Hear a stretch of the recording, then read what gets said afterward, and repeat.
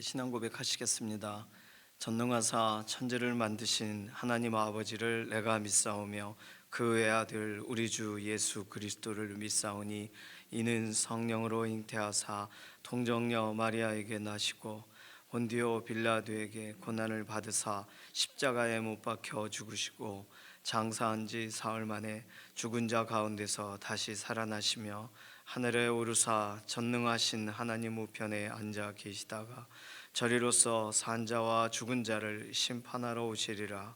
성령을 믿사오며 거룩한 교회와 성도가 서로 교통하는 것과 죄를 사하여 주시는 것과 몸이 다시 사는 것과 영원히 사는 것을 믿사옵나이다. 아멘. 찬송가 91장입니다.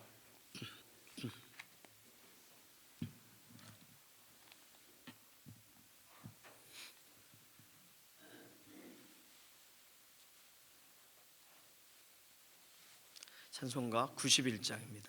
슬픈 마음 있는 사람 예수 이름 믿으면 영원토록 변함없는 기쁜 마음 얻으리.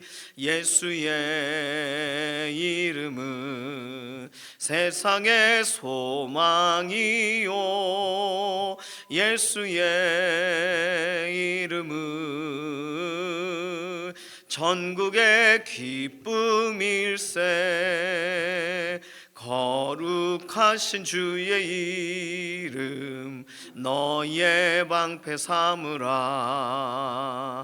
환난 시험 당할 때에 주께 기도드려라. 예수의 이름은 세상의 소망이요 예수의 이름은 전국의 기쁨일세. 존귀하신 주의 이름 우리 기쁨 되도다. 주의 품에 안길 때에 기뻐 찬송 부르리.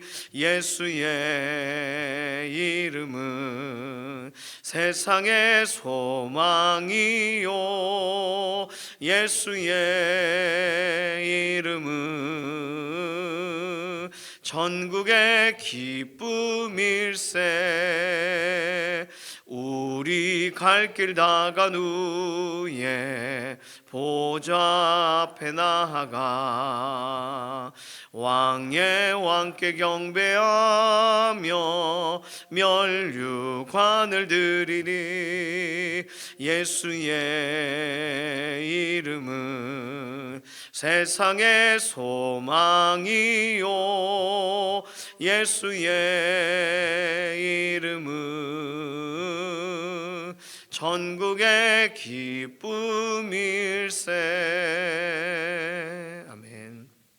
이번 한 주간 하나님 영광 위에서 달려갈 믿음의 경주 되도록 우리 인생 하나님께 의탁하여 드리는 기도, 이번 한 주간 있을 우리 개개인의 일정 염려가 될 수도 있고 또는 기대가 될 수도 있습니다. 어떤 것이든 하나님께 의미 있는, 하나님께서 기뻐하시는 방식대로 일이 바뀌어지고 변화되어야 되는 줄로 믿습니다. 우리의 관련된 일들 하나하나 하나님 손에 맡겨드리는 기도가 필요하겠어요. 주일날 이거 프린트 나눠드렸죠. 수능과 수험생과 자녀를 위한 기도, 수능을 앞둔 자녀들 이름을 다 적어드렸습니다. 김시현, 김정현, 서동하, 이교원, 정서연, 정예람, 조윤영, 진여원, 또 수능은 아니지만 또 개인적 시험을 앞두고 있는 자녀들은 김미경, 김세현, 김재훈, 김준희 위해서, 자녀들 위해서 이름 부르시면서 기도해 주시기를 바랍니다. 이제 시험이 17일 남아 있어요. 수능 남아있는 기간 동안 하나님과의 교제 끊어지지 않고 견고하고 흔들리지 않는 마음을 갖게 하소서. 순간적인 낙심과 두려움을 물리치고 하나님이 주시는 평강 속에 담대함을 얻고 감사함으로 준비하게 하소서. 수험생 자녀들 위해서 기도해 주시기 바랍니다. 서로 건강을 위해서 기도할 때는요, 이필재 집사님, 항암 치료에 좋은 결과를 주시고 오늘도 그 몸을 붙잡아 주셔서 하나님 연약한 육신에 힘을 더해 달라고 이규희 장로님, 지무길 권사님, 장경순 집사님, 양지원 자매님 회복을 더해 주시고 양지원 자매님 이제 출근하는 걸로 얘기 들었습니다. 건강을 지켜주시고 이규희 장로님 주일날 얼굴 뵀는데 그래도 점점 좋아지고 있습니다. 이렇게 말씀하시더라고요. 회복을 위해서 완전한 회복을 위해서 기도해 주시기를 바랍니다. 김명래 장로님, 이해신 권사님 위해서는 언제나 기도해야 돼요. 김숙자 권사님, 남희자 권사님, 조옥육 권사님, 이명순 권사님 연약한 육신에 힘을 더하시고 김인경 집사님, 정명자 권사님 회복하여서 다시금 믿음의 공동체와 함께 예배할 수 있는 현장에 세워달라고 조성숙 성도님, 이신영 자매님 의사의 진단을 넘어서 하나님의 오늘도 개입하시는 완전한 은혜를 덧입혀달라고 맡겨드리는 기도가 필요하겠습니다. 이러한 기도 제목 가지고서 잠시 통성으로 기도하겠습니다. 살아계신 하나님 감사합니다. 새로운 한 주간 구별하여서 오늘 첫 새벽을 하나님 앞에 드립니다. 이번 한 주 동안 하나님을 존중히 여기고 하나님을 기뻐하며 우리의 모든 일과들이 진행되어지기를 원합니다. 하나님, 우리가 앞두고 있는 일 또는 우리가 염려하고 있는 일 어떤 일이든 하나님께서 모든 것 완전케 하시고 하나님 영광을 위한 믿음의 경주자들로 한 사람도 낙오하지 않고 이번 한 주 믿음으로 한 걸음 한 걸음 더 나아가도록 우리 인생을 붙드시고 인도하여 주시옵소서. 수능을 앞둔 자녀들 김시현, 김정현, 서동아, 이교원, 정서연, 정예람, 조윤영, 진여원 또 여러 가지 다른 취업과 또 관련된 또라는 시험을 준비하는 김미경, 김세연, 김재훈, 김준희 하나님 지혜를 더하여 주시고 하나님 주시는 담대함으로 특별히 하나님을 경외함으로 모든 시험의 준비가 잘 진행되어지기를 원합니다. 날씨와 환경과 모든 여건에 하나님 굴복되지 않고 하나님 순간순간 주시는 평강의 마음으로 믿음으로 이기는 믿음의 다음 세대들이 되게 하여 주시옵소서. 연약한 가운데 있는 오늘 우리의 육신을 돌아보시고 강건하게 하시고 아담을 처음 만드셨을 때의 완전함으로 덧입혀 주시기를 원합니다. 이필재 집사님 항암 치료 이후 모든 결과들 하나님 몸을 보호하시고 실제적으로 암의 모든 징후들이 점점 더 사라져갈 수 있도록 은혜를 더하여 주시옵소서. 이규희 장로님, 지문길 권사님, 장경순 집사님, 양지원 자매님 수술 이후에 완전한 회복을 더하여 주시고 양지원 자매님 출근하는 것에 전혀 어려움 없도록 이규희 장로님 특별히 호흡하시는 것에 어려움 없도록 은혜를 더하여 주시옵소서. 김명래 장로님, 이해신 권사님 오늘도 병상에서 붙드시고 강건하게 하여 주시기를 원합니다. 김숙자 권사님, 이명순 권사님, 조옥혁 권사님, 남희자 권사님 연약한 육신에 힘을 더하여 주시고 김인경 집사님, 정명자 권사님 골절되신 부분 온전히 아물도록 회복을 덧입혀 주시며 조성숙 성도님, 이신영 자매님 의사의 진단을 넘어서 온전한 회복을 더하여 주시옵소서. 오늘 우리가 기도하는 우리 개개인의 기도의 제목에도 응답하실 것을 인해 감사드리며 살아계신 예수님의 이름으로 기도드립니다. 아멘. 에스겔 3장 16절에서 21절까지 말씀입니다. 구약성경 1153페이지에 있는 에스겔 3장 16절에서 21절까지 말씀입니다. 16절부터 함께 읽습니다. 7일 후에 여호와의 말씀이 내게 임하여 이르시되 인자야 내가 너를 이스라엘 족속의 파수꾼으로 세웠으니 너는 내 입의 말을 듣고 나를 대신하여 그들을 깨우치라. 가령 내가 악인에게 말하기를 너는 꼭 죽으리라 할 때에 내가 깨우치지 아니하거나 말로 악인에게 일러서 그의 악한 길을 떠나 생명을 구원하게 하지 아니하면 그 악인은 그의 죄악 중에서 죽으려니와 내가 그의 핏값을 내 손에서 찾을 것이고 내가 악인을 깨우치되 그가 그의 악한 마음과 악한 행위에서 돌이키지 아니하면 그는 그의 죄악 중에서 죽으려니와 너는 내 생명을 보존하리라. 또 의인이 그의 공의에서 돌이켜 악을 행할 때에는 이미 행한 그의 공의는 기억할 바 아니라 내가 그 앞에 거치는 것을 두면 그가 죽을지니 이는 내가 그를 깨우치지 않음이니라. 그는 그의 죄 중에서 죽으려니와 그의 핏값은 내가 내 손에서 찾으리라. 그러나 내가 그 의인을 깨우쳐 범죄하지 아니하게 하므로 그가 범죄하지 아니하면 정령 살리니 이는 깨우침을 받음이며 너도 내 영혼을 보존하리라. 아멘. 오늘 에스겔 3장 본문을 3장 16절부터 7일 후에 7일에 대해서 어제 주일에 설명을 잠깐 드렸는데 보통 이렇게 새롭게 세워지게 될 경우에 7일 동안 정결하게 자신을 준비하고 또 사실 7일이라는 건 여러 가지 의미가 있어요. 그래서 학자들은 이렇게 어떤 문둥병의 반점이나 이런 게 등장했을 때 일단 일주일 동안 격리를 하잖아요. 이런 것도 하나의 의미상 7일을 우리가 찾아볼 수 있다 이렇게도 보고 또 누군가가 돌아가셨을 때 애곡을 할 때 일단 기본적으로 7일간 이렇게 애곡하고 그럽니다. 그래서 에스겔이 이 두루마리가 애곡과 재앙과 애가의 두루마리였기 때문에 그것을 애곡했다 이렇게 너무 이렇게 오버해서 해석하는 학자들도 있어요. 그렇게 볼 필요는 없는 것 같습니다. 어쨌든 7일간 백성들 사이에 두려워 떨며 이렇게 참 어려운 가운데 있었어요. 자신에게 주어진 사명이 잘 전달될 수 있을까에 대한 고민이 있었을 것으로 생각이 됩니다. 7일이 딱 지나자 하나님의 말씀이 임하여 인자야 내가 너를 이스라엘 족속의 파수꾼으로 세웠으니. 자, 오늘 본문을 읽으면서 조금 새롭게 읽으셔야 돼요. 하나님이 분명히 에스겔이 그대로 가문 이전 이스라엘에 포로되어 끌려가기 전 단계였으면 에스겔이 25살까지 20살에서 25살까지 제사장 이 견습생 역할을 했다고 말씀을 드렸습니다. 그리고 5년만 있으면 제사장 역할을 해야 되는데 그때 포로되어 가는 과정으로 바벨론 포로가 3번 정도 있었죠. 그때 에스겔이 그 중에 가게 돼요. 그러니까 이제 자신이 준비했던 걸 못하게 되죠. 제사장으로서의 역할을. 자, 처음 하나님이 에스겔을 훈련시키실 때 부르신 건 제사장이에요. 1장 3절에 보시면 그래서 부시의 아들 제사장 나 에스겔에게 특별히 임하고 여호와의 권능이 내 위에 있으니라. 자신의 정체성은 제사장이에요. 제사장 역할은 못하는 땅에 와 있지만 에스겔의 첫 번째 사명은 제사장이에요. 하나님께 나오도록 백성들을 준비시키는 역할이죠.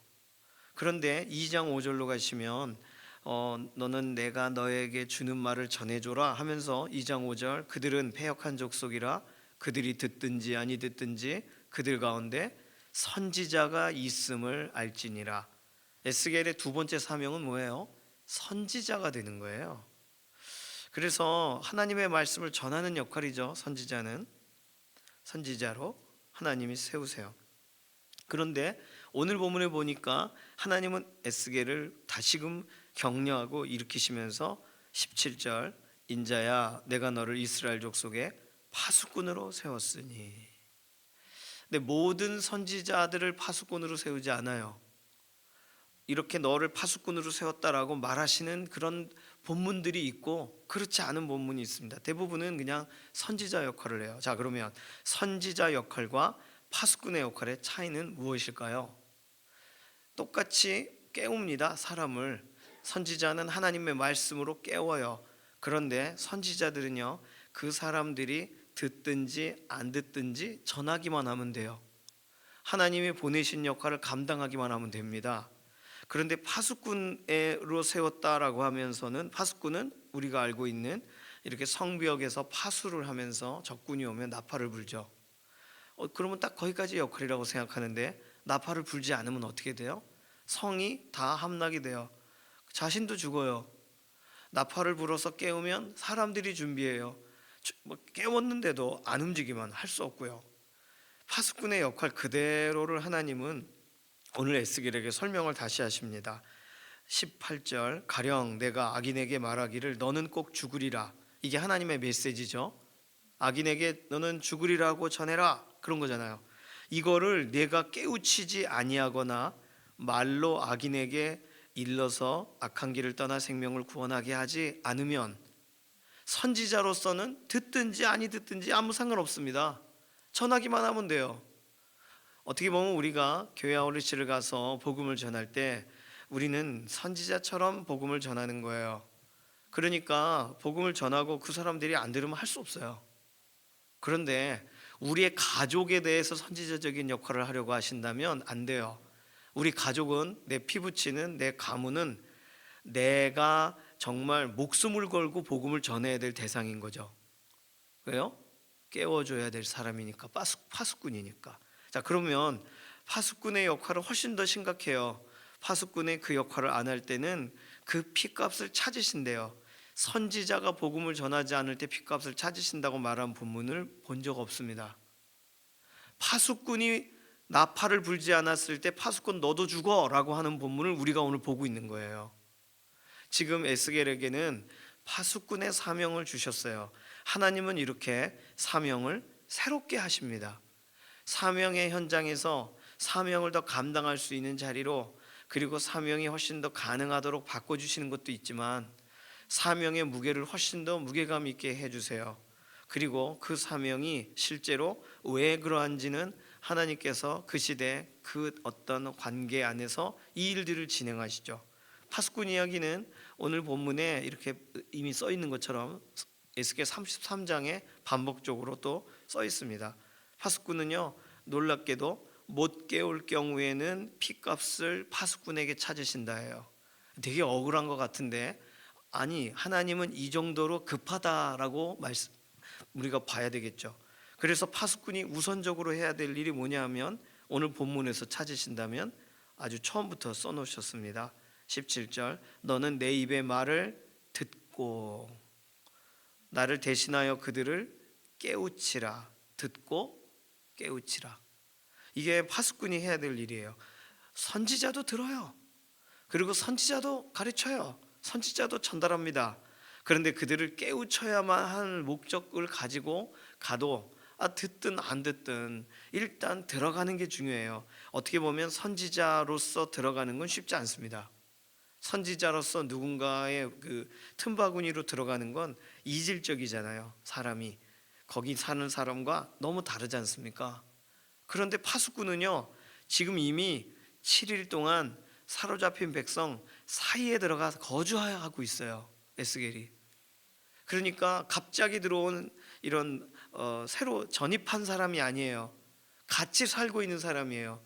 그러니까 내 가족이에요. 내 동족이에요. 내 친척이에요. 그러니까 내가 안전하면 이 사람들의 목숨은 없는 거예요.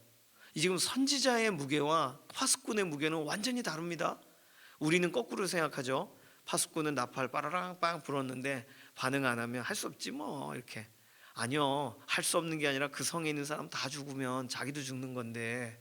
그러니 파수꾼의 비유를 사용하실 때는, 파수꾼의 상징을 사용하실 때는 하나님께서 훨씬 더 심각하게 말씀하시는 거예요.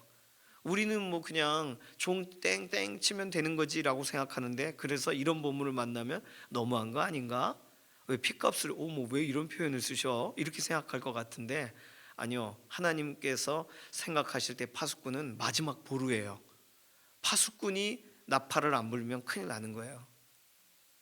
선지자는요, 그냥 아주 피곤하고 지치고 힘들고 해도 하나님이 가라 그럼 네 하고 또 가서 전하고 돌 맞기 전에 도망치고, 뭐 선지자의 역할은 그런 겁니다.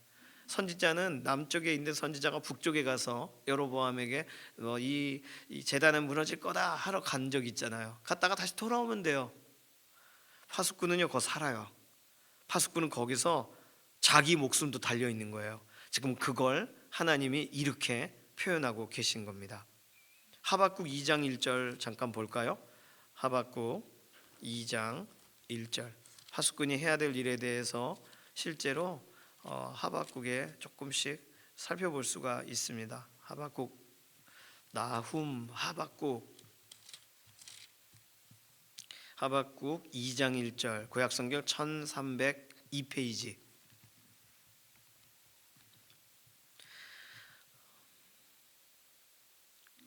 1302페이지 하박국 2장 1절. 분명히 하박국은요 선지자 하박국이에요.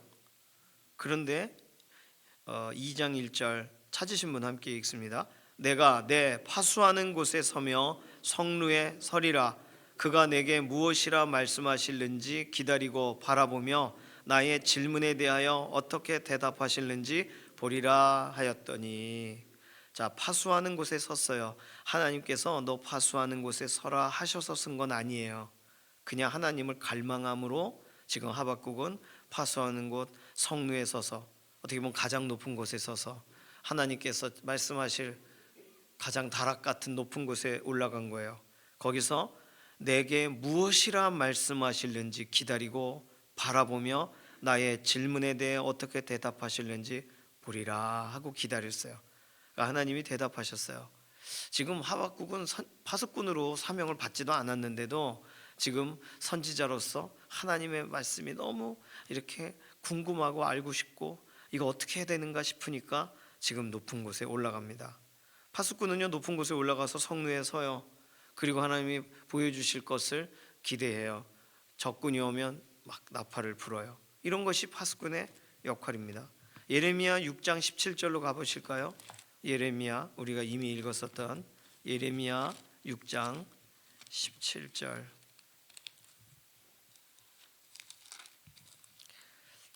구약성경 1059페이지 예레미야 6장 17절에 파수꾼 이야기가 나옵니다.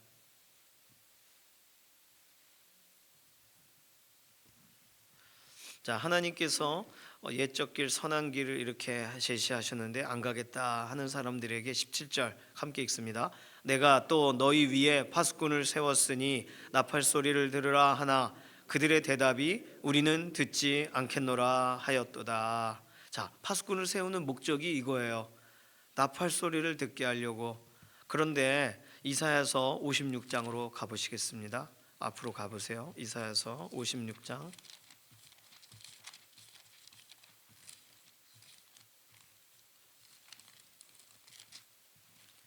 10절에서 12절. 이사야서 56장 10절에서 12절.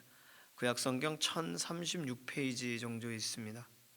이사야서 56장 10절에서 12절까지 함께 읽습니다.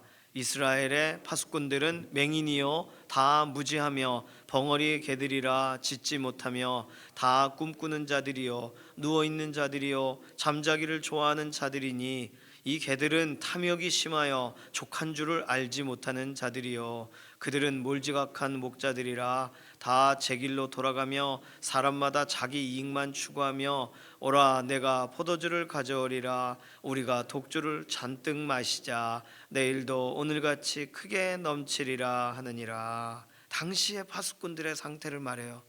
이스라엘에 깨어 있어야 될 사람들이 아예 보이지도 않고 짖지도 않고 다 꿈꾸고 있고 누워있고 잠자기를 좋아하고 탐욕이 심하고 몰지각하고 자기 이익만 추구하고 포도주에 취하자 이렇게 말합니다. 이 목자들, 그러니까 몰지각한 목자들을 파수꾼들이라고 깨워야 되는 사람이라고 하나님은 말하고 계신 거죠.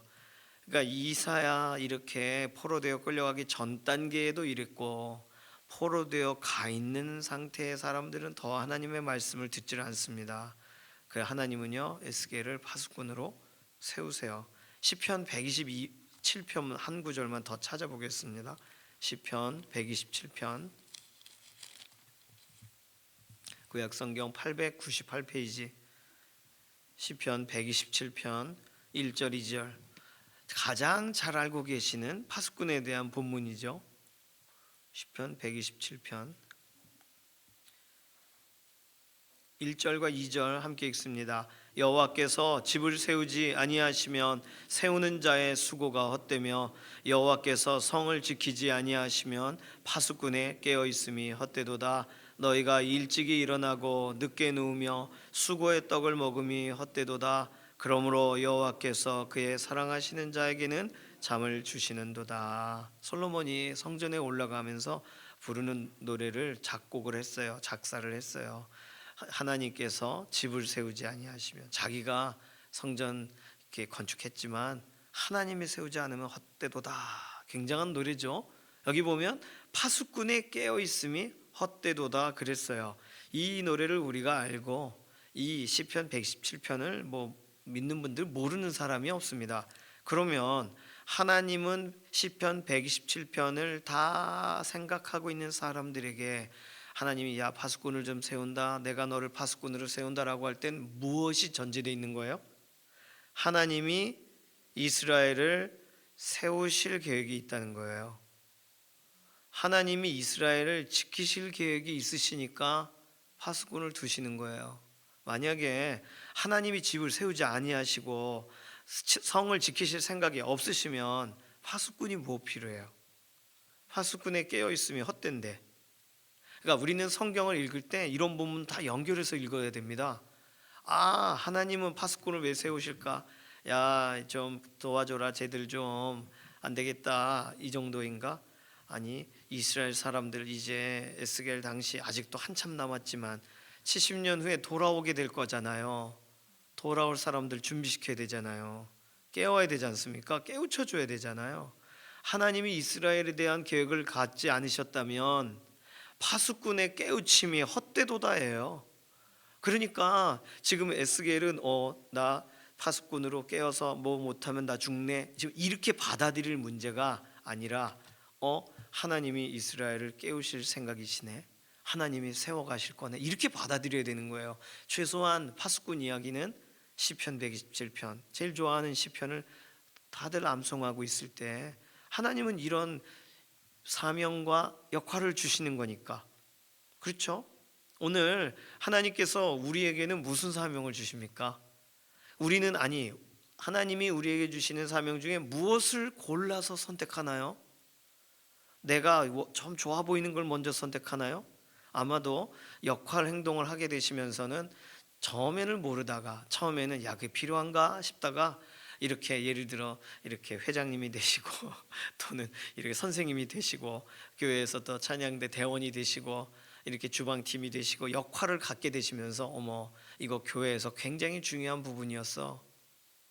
아, 이게 있어서 이게 준비가 됐던 거구나 하고는 그 빈자리가 보이기 시작한단 말이에요. 그 역할 행동을 하기 전까지는 알아서 돌아가는 거라고 생각해요. 모든 것이 자연스럽게 된다고 생각한단 말이죠. 월요일하고 토요일 같은 경우는 새벽에 불 켜는 음악 트는 시간이 늦습니다. 이유는 간단해요. 제가 나오기 때문이에요. 제가 늦게 나오면 음악 늦게 트는 거예요. 그래서 왜 음악이 안 나오지? 저를 깨워 주셔야 됩니다. 월요일까지. 근데 화요일부터 금요일까지는 김병호 목사님이 새벽에 음악을 틀어요. 그러니까 딱 정확하게 나와서 음악을 트시죠. 그런 차이가 있는 거예요. 이게 역할을 명확하게 갖고서 그거를 이렇게 꾸준하게 하는 것과 갑자기 역할을 행동을 하는 거에 차이가 있어요. 하나님은 우리에게 사명을 왜 주실까요? 갑작스럽게 우리를 쓰셔도 하나님은 도구를 탓하지 않으시고 장인으로서 충분히 일들을 감당하실 수 있습니다. 하나님이 하시는 일 뭐가 문제겠습니까? 이가 막 빠진 가위라도 잘 자르면 되죠. 그런데 준비시키시는 거예요.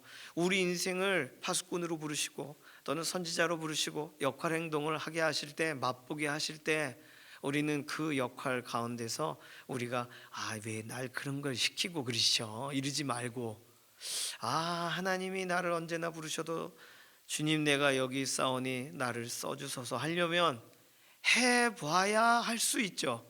전도도 가봐야 전도할 수 있죠. 이거 개표 기도도 해봐야 할 수 있죠. 못해요, 안 해요 이러면 어떻게 해요? 신앙생활이란 게 그냥 내가 하고 싶은 것만 하고 하기 싫은 건 안 해도 되나요? 저도 안 하고 싶은 거 엄청 많은데 해야죠. 해봐야죠. 해봐야 되는 거예요. 해봐야 되는 겁니다. 오늘 파수꾼으로 갑자기 세우세요. 준비도 안 된 에스겔, 낙심하여 한 주 동안 있는 에스겔에게 가서 야, 너 파수꾼이다. 그래요? 나팔을 불면 되는 거네? 아니, 안 불면 너 죽어. 지금 아주 위협도 아니고 에스겔의 입장으로 굉장히 당황스러운 본문이란 말이에요. 그런데 중요한 건 뭐냐면 오늘 왜 이 이야기 하시냐? 20절 의인이 그의 공의에서 돌이켜 악을 행할 때는 이미 행한 그의 공의는 기억할 바 되지 않는다. 그러니까 이스라엘 백성 아브라함의 자손이다, 다 필요 없다 이거죠. 하나님의 말씀 옛날 따랐던 게 아닌 지금 안 따르잖아요. 그거 말해줘야 되는 거 아니에요. 깨우쳐줘야 되는 거 아닙니까? 그의 죄 중에서 죽으면 안 되니까 깨우쳐줘야 돼요. 오늘 우리가 파수꾼의 사명이라고 할 때 절대로 벗어날 수 없는 모든 역할이 해제가 돼도 내가 누구에 대해서는 파수꾼의 역할을 해야 돼요? 가족에 대해서는. 가족은 남이 채워줄 수 없잖아요. 내가 낳았지만 좀 알아서 좀 이렇게 변화시켜 주시오. 내가 이렇게 해줬지만 이 아이는 당신들이 좀 선생님이 책임져 주시오. 그래요? 우리 아이는 친구가 없어요. 그래서 부서를 보냅니다. 그리고 부서에서 잘 좀 해주시죠. 맞는 말이에요. 절반은 맞는 말이에요. 그런데 본인이 해야죠. 그러려면 어떻게 해야 돼요? 부모가 끝까지 책임져야 되는 겁니다. 언제까지요? 하나님이 나 부르실 때까지. 눈에 넣어도 아프지 않은 사람은 부모님밖에 없잖아요. 자녀들에 대해 어떻게 하실 거예요? 파수꾼 아니에요? 선지자예요? 얘야 안 듣는구나, 듣든지 안 듣든지 전해야지. 거기까지도 좋습니다. 그러나 파수꾼 아닙니까? 피눈물 나는 게 자녀 아니겠습니까? 가족 아니겠습니까? 오늘 우리에게 주신 사명 무엇인가요? 우리는 왕같은 제사장이요, 거룩한 나라요. 좋습니다. 선지자와 같이 하나님 말씀 받은 대로 전하는 복음의 전달자요. 좋아요. 그러나 우리 가정의 파수꾼으로 우리를 부르신다면 오늘 에스겔에게 말씀하시는 것과 동일한 무게로 말씀하실 거예요. 왜냐하면 생존에 달려있는 거거든요. 생존에 관련된 미션은 선지자로 안 되는 거예요. 파수꾼을 세우셔야 되는 거예요. 오늘 에스겔은 이제 큰일입니다. 33장에 또 얘기하실 거니까. 에스겔은요, 이제 읽을 때, 이 본문을 접할 때 에스겔에게 왜 자꾸 이런 걸 시키시는가, 왜 누워서 인쪽으로 누워 자라 그러고, 왜 인분에 뭘 구워 먹어야 되고, 왜 자꾸 이런 걸 시키나? 파수꾼이니까요. 자기도 정신 차리고 사람들에게도 깨우쳐야 되니까요. 이건 선지자의 역할을 넘어서는 겁니다. 오늘 하나님은요, 한 영혼을 돌이키게 하시기 위하여 파수꾼을 삼으세요. 우리를. 이거 너무 억울합니다. 왜 이런 무거운 짐을 주시나요가 아니라 조금만 생각해 보면 하나님보다 내가 먼저 하나님 저를 파수꾼 삼아 주십시오 했어야 되는 거라고요. 가족에 대해서. 그렇죠? 언제나 하나님 앞에 하나님 마음을 먼저 알아차리고, 하나님 저 여기가 있을게요, 하나님 기뻐하시는 자리로 먼저 갈게요, 이런 말 할 수 있으면 하나님이 얼마나 기뻐하실까요? 아유, 말씀만 하사 종이 그냥 따르겠습니다. 이만한 믿음은 만나본 적이 없도다. 예수님이 만나보셨던 백부장 같은 믿음을 오늘도 하나님은 만나보고 싶어 하실 거 아니에요? 파수꾼으로 자원하십시오. 핏값을 찾으신다고 해도 그게 두려움의 문제가 아니에요. 생존에 달려있는, 생명이 달려있는 사람들에 대해 나의 책임을 물으실 때 죄송합니다로 안 된단 말이에요. 오늘 우리 가족, 내가 살아있는 동안 예수 그리스도 앞으로 나와야죠. 파수꾼 되시기 바랍니다. 선지자로 끝내지 마세요. 제사장같이 안 오면 말지 뭐 하지 마세요. 말라기 당시에 제사장들은 아주 이게 번거롭도다 했단 말이에요. 제사장은 내 가족이 예배드리러 오는 곳에 관심이 없어요. 선지자는 내 가족이 들으면 좋겠죠. 파수꾼은 내 가족이 안 들으면 미치는 거예요. 오늘 에스겔에게 주어진 사명은 아주 특별합니다. 오늘 우리에게도 하나님의 그런 부르심으로 자녀들을 깨우고 우리 가까운 지인들을 깨우는 역할로 하나님은 우리를 찾으실 거예요. 이 일에 자원하시기 바랍니다. 그래서 정말 내 심장이 막 요동치는 걸 견딜 수 없이 말하시는 자리에 여전히 서 계셔야 되는 거예요. 듣든지 안 듣든지 그런데 나팔을 계속 불어대야 되는 거예요. 하나님은 그렇게 한 영혼을 깨우시려고 그 한 돌아와야 될 영혼 옆에 믿음의 사람을 세우시는 줄로 믿습니다. 이 시간 같이 기도할까요? 하나님, 저에게 새로운 사명을 주시려거든 파수꾼의 사명을 주십시오. 그리고 하나님, 내게 맡기신 사람들을 위해 최선을 다하는 걸 넘어 생명과 연결되어 있는 이 역할을 감당하게 해주십시오. 오늘 이러한 자원함으로 하나님 앞에 복음과 연관된 자원함으로 우리 가족과 친지들을 맡기는 기도로 잠시 통성으로 기도하겠습니다. 살아계신 하나님 감사합니다. 에스겔에게, 낙심에 있는 에스겔에게, 좌절에 있는 하나님, 흔들려 있는 에스겔에게 파수꾼의 사명을 주셔서 더욱 분명하게 그를 세워가시는 하나님, 하나님께서 오늘 우리에게도 가족에 대해, 우리 가장 가까운 우리 친지에 관하여 파수꾼의 사명을 주시는 줄로 믿습니다. 깨우지 않으면 그 모든 것에 대하여 정말 우리가 그냥 지나갈 수 없는 관계, 하나님 그냥 복음 안전할 수 없는 관계가 가족 아니겠습니까? 오늘 우리에게 파수꾼의 사명을 주셨으니 나팔을 불고 하나님이 말씀하시는 말씀을 전하는, 그래서 오늘 우리가 생존하고 있는 동안 하나님이 가장 기뻐하시는 그 역할, 행동을 우리가 해낼 수 있도록 힘을 더하시고 말씀을 보내사 위경에서 건지시고 가족과 친지들이 실제로 돌아오는 역사의 현장을 보게 하여 주시옵소서. 감사드리며 살아계신 예수님의 이름으로 기도드립니다.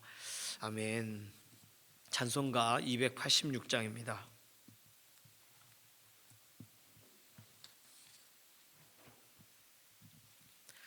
286장 1절만 부르겠습니다. 주 예수님 내 맘에 오사 날 붙들어 주시고 내 마음에 새 힘을 주사 늘 기쁘게 하소서. 사랑의 주 사랑의 주 내 마음속에 찾아오사 내 모든 죄 사시고 내 상한 맘 고치소서. 아멘. 주님께서 가르치신 기도합니다. 하늘에 계신 우리 아버지여, 이름이 거룩히 여김을 받으시오며 나라의 임하옵시며 뜻이 하늘에서 이루어진 것 같이 땅에서도 이루어지이다. 오늘날 우리에게 일용할 양식을 주옵시고 우리가 우리에게 죄 지은 자를 사하여 준 것 같이 우리 죄를 사하여 주옵시고 우리를 시험에 들게 하지 마옵시며 다만 악에서 구하옵소서. 나라와 권세와 영광이 아버지께 영원히 있사옵나이다. 아멘.